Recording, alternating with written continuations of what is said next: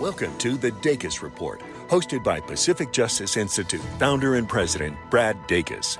For 25 years, PJI has counseled, represented, and defended people whose religious freedoms, parental rights, or sanctity of life have been obstructed or violated, all free of charge.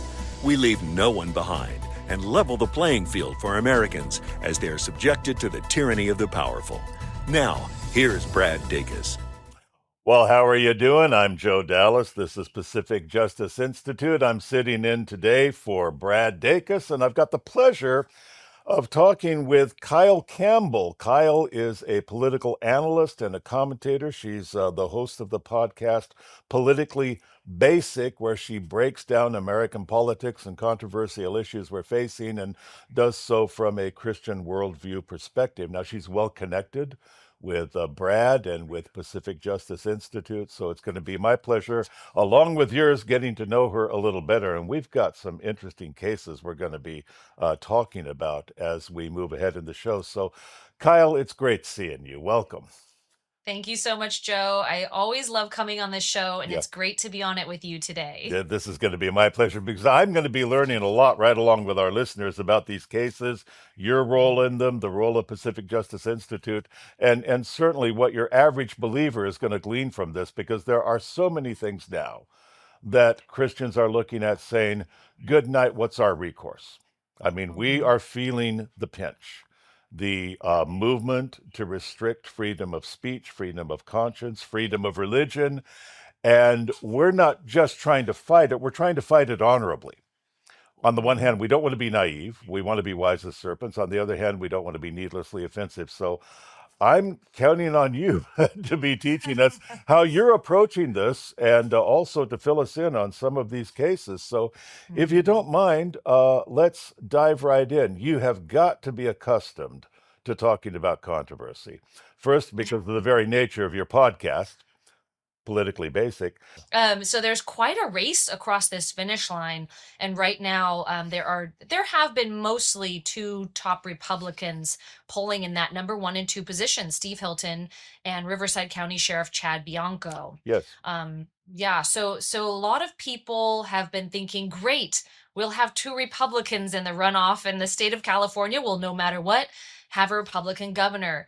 But I just really want to hammer on this point, and if I can, wrap up my comments on this, I really want people to understand that there is such a low chance of that happening. The way that elections are run here, the way that the Democrat Party tends to fund and promote and put forward a candidate, some of the issues that we have with election integrity, and there are many, it's every ingredient that we need to see that will not be the scenario after June 2nd.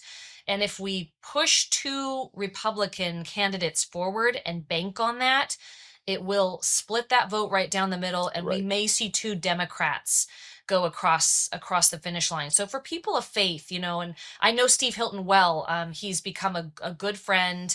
I've interviewed him several times. I've interviewed Chad Bianco as well. I know them both to be men of faith, very different life experiences and professional experiences, different skill sets, and, not exactly the same vision for California's future, but 2 good candidates. But they need our prayers, and this system and election really needs our prayers. And truly, Joe, the end of the day, the one most important thing I can tell people is that every single person of faith needs to be registered to vote and vote in this election, the primary and the election in November. It has to happen.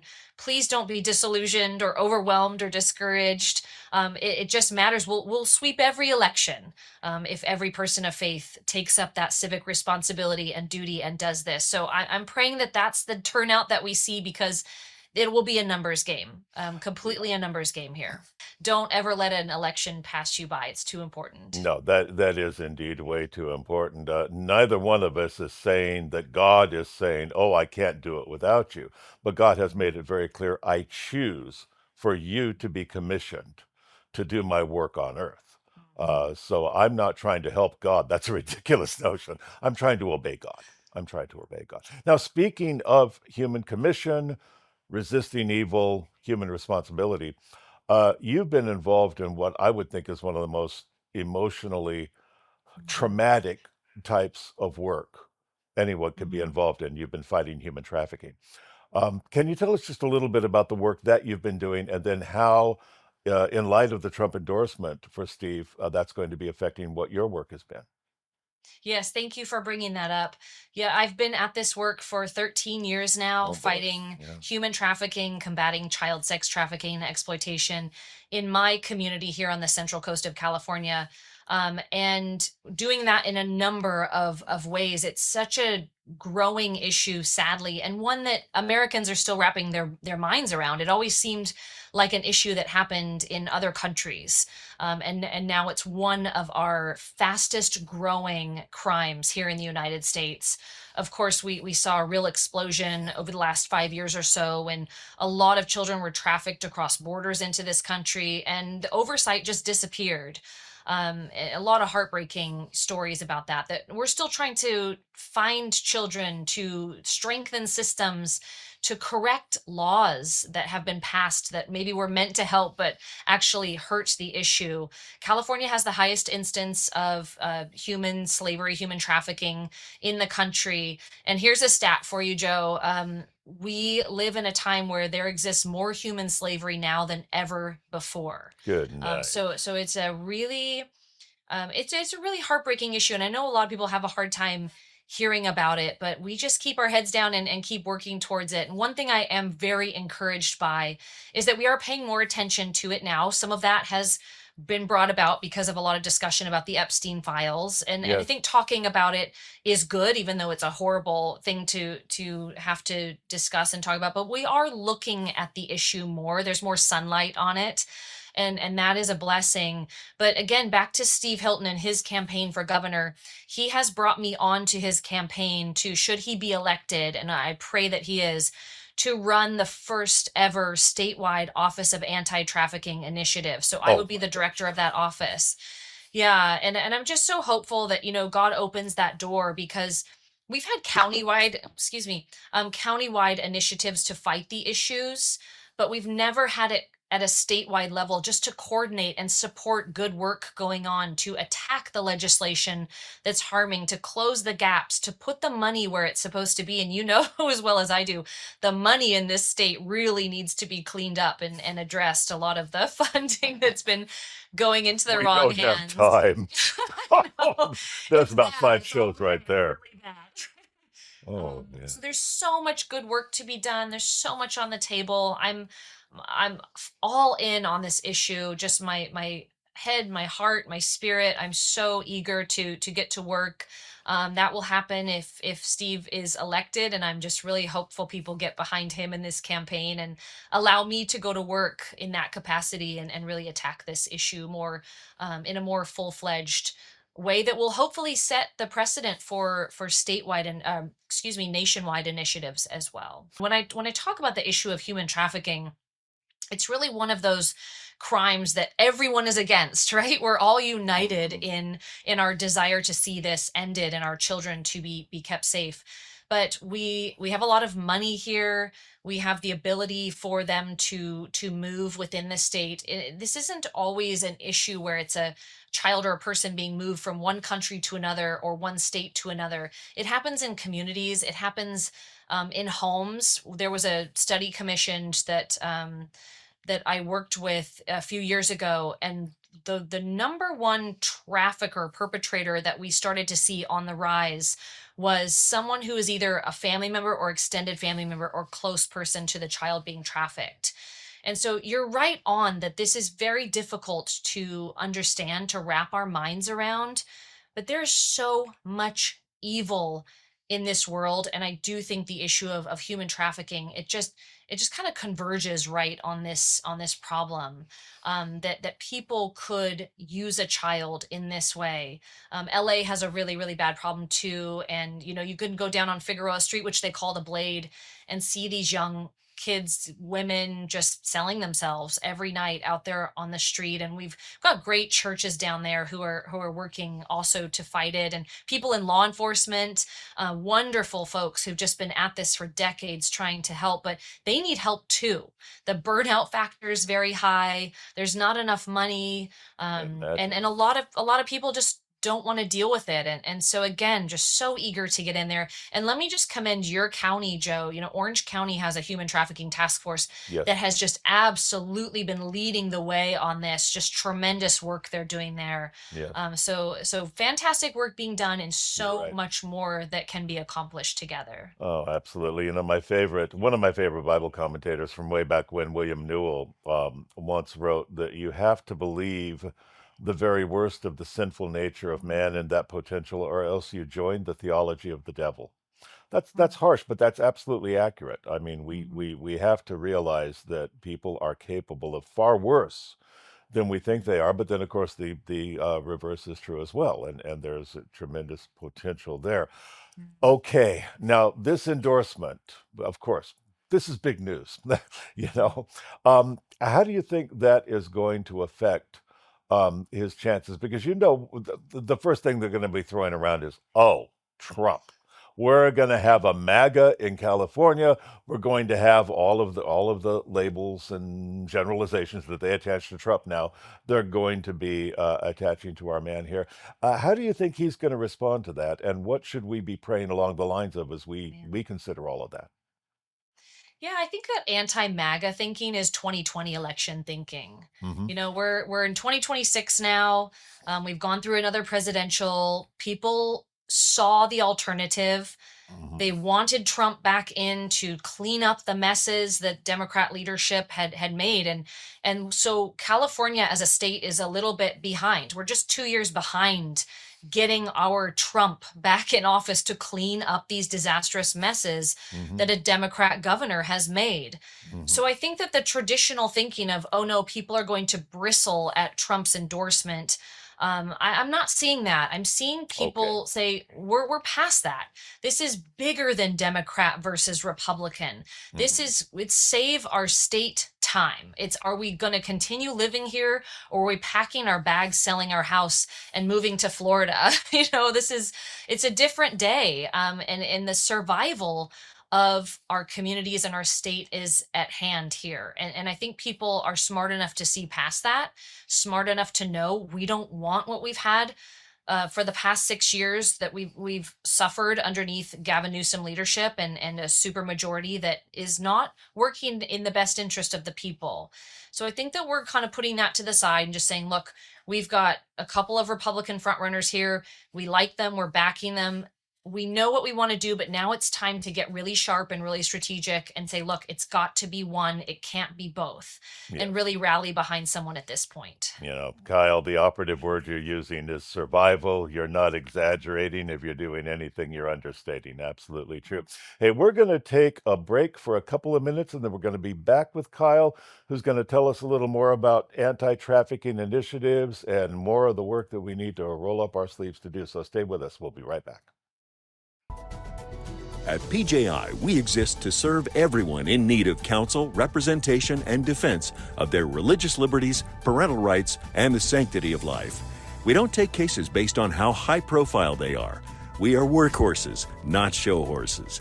Keep current on PJI's work on all the legal challenges we face on a daily basis by signing up for our Legal Insider email newsletter at pji.org. Now, back to the Dacus Report. Hey, welcome back. This is PGI. I'm Joe Dallas stepping in for Brad Dacus, and we're talking with Kyle Cambell, apologist and attorney and host of her own podcast, Politically Basic. We've been talking about a number of issues, in particular, of course, the president's endorsement for Steve Goebel for the gubernatorial race, and also Kyle's both prior and current work in anti-trafficking. Kyle, if you would you let me continue with you along that line? You brought up anti-trafficking initiatives. Now, in I'm sorry, Goebbels, Hilton's team, forgive me.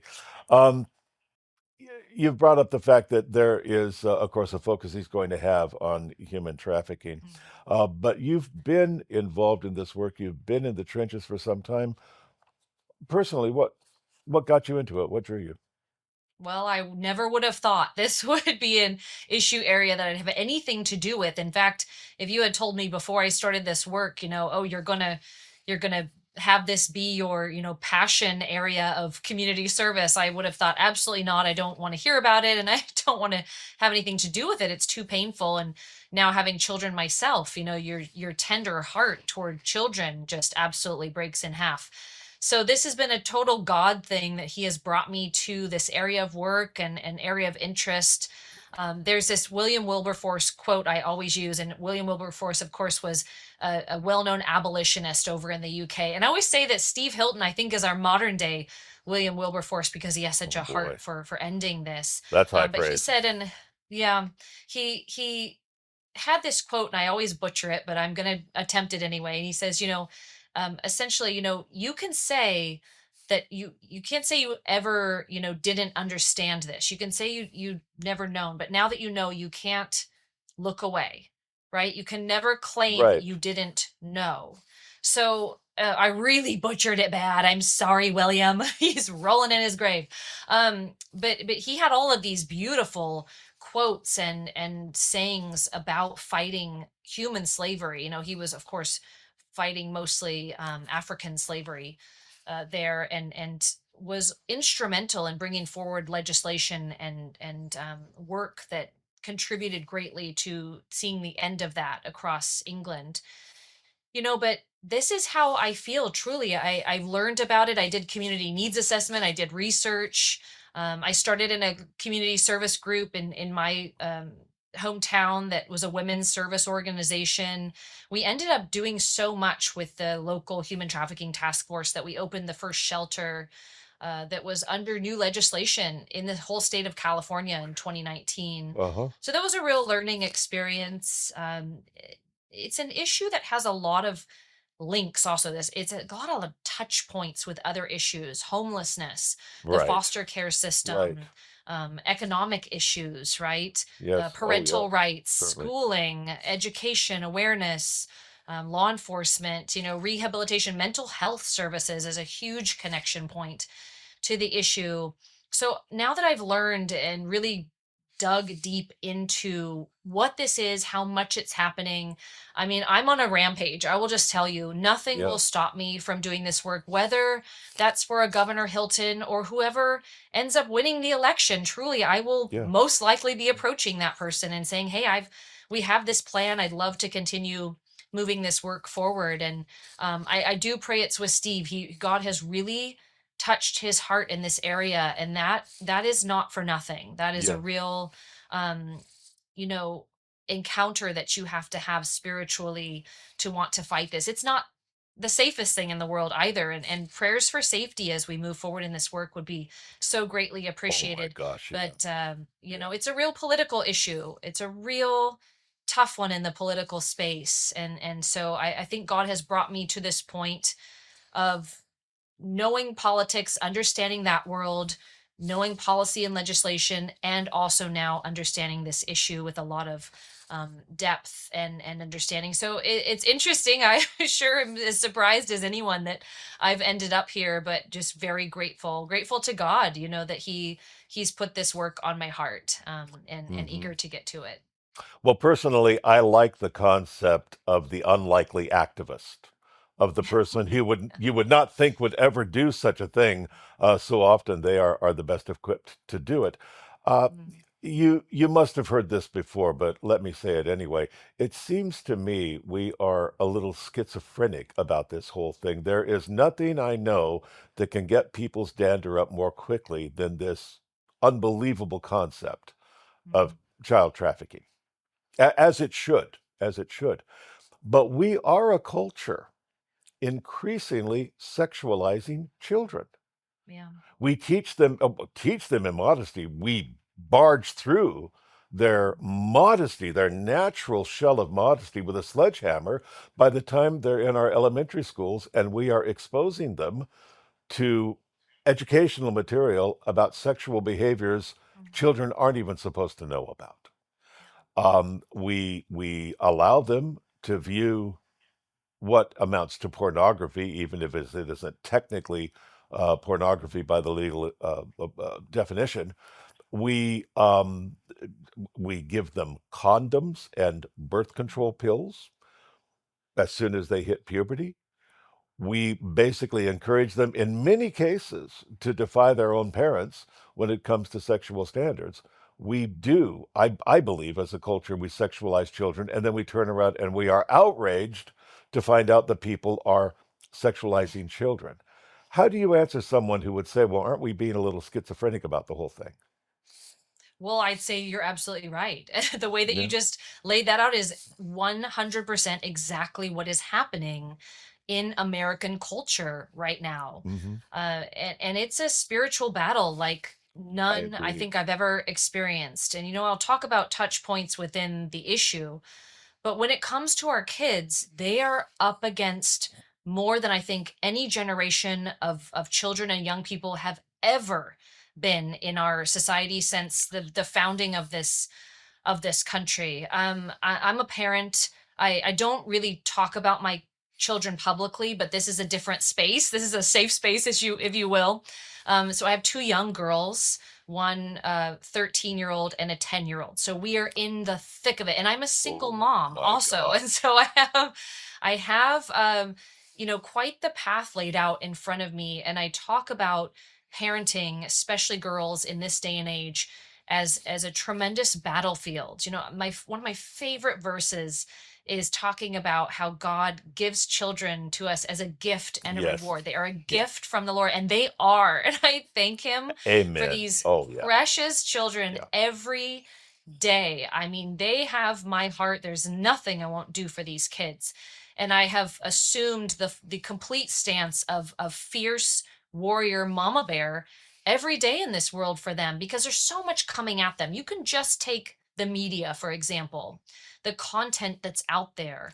Right. And we're talking, streaming, we're talking devices, iPads, phones, social media, YouTube, TikTok.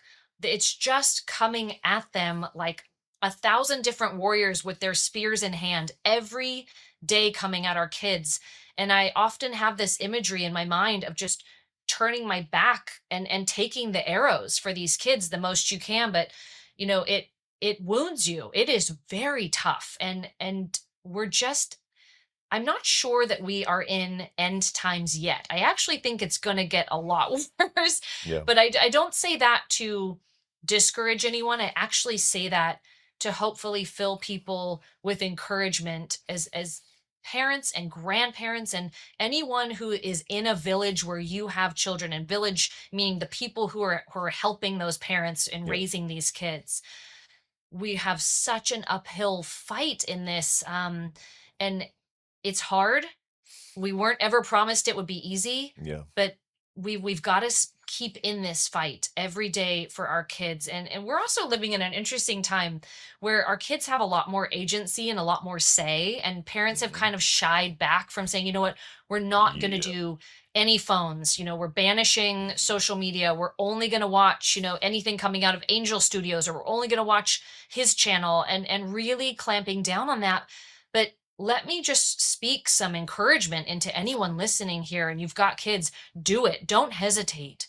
Get VidAngel, get all of these services available to you to really be careful about what enters your children's, eyes and ears and into their hearts, because they're coming at them, and there are a lot of people who are chock full of sin. The devil's got a hold of them, and they want to come for your kids. We see it in PJI cases all the time.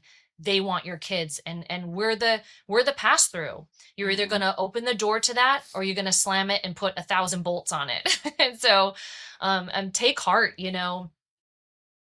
Whatever else may be going on, the heart of man does not dictate the heart of God. God's heart is still towards the vulnerable, towards the oppressed, and towards all people. God so loved the world, he sent his son. He is about redemption, And he is also about redemptive action, which is what you are a part of and PGI is a part of as well. I want to thank you for that. I want to thank you for a terrific conversation. I am so looking forward to talking again tomorrow with you. We've got more cases to talk about, more social, cultural, and political trends to discuss. So, Kyle Cambell, thank you so much. Pleasure seeing you and a pleasure talking with you. I want to No, thank great you joy. also, Thank you. all of you who joined us. Hope that you've enjoyed this conversation. I have certainly not only enjoyed it, I have learned a lot from it. So great seeing you. Look forward to seeing you again tomorrow. I'll be with you. This is Joe Dallas sitting in for Brad Dacus, PGI. God bless. We would love the opportunity to continue to serve you.